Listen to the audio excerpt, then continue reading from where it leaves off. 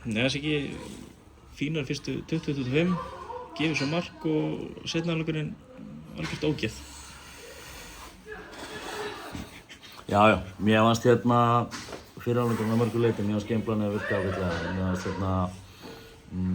óheppnir í þessu marki sem við gefum, það ekki líkt okkur. Það bara rennur og bara óheppni.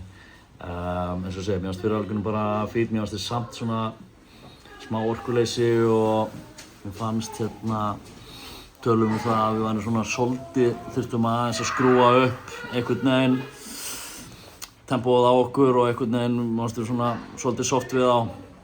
Það gerðum við svo sannarlega ekki í seinni hálfleik því að seinni hálfleikurinn bara, já, bara það versta sem ég hef séð sem ég kom í Þór því að við bara klukkuðum ekki einu sinni fram á hana.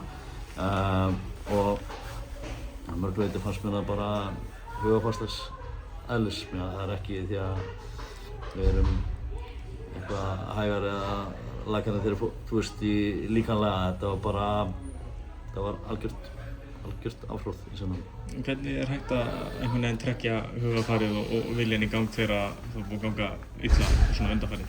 Já, sko undanfarið er búið að vera fínt og smá stígandi og við erum að koma aðeins tilbaka.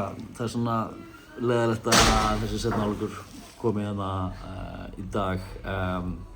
Við þurfum bara aftur grafa djúpt, grafa aðeins dýpra. Við erum náttúrulega búin að vera laskaðir og við erum búin að fá mörg áföll á hópinn. Þannig að nú er bara gluggi að opna og við þurfum að sækja menn og fylla í götin og stappa ykkur stálinu því að annars getum við bara lagst niður og gefist upp ef við ætlum ekki að fara spýti.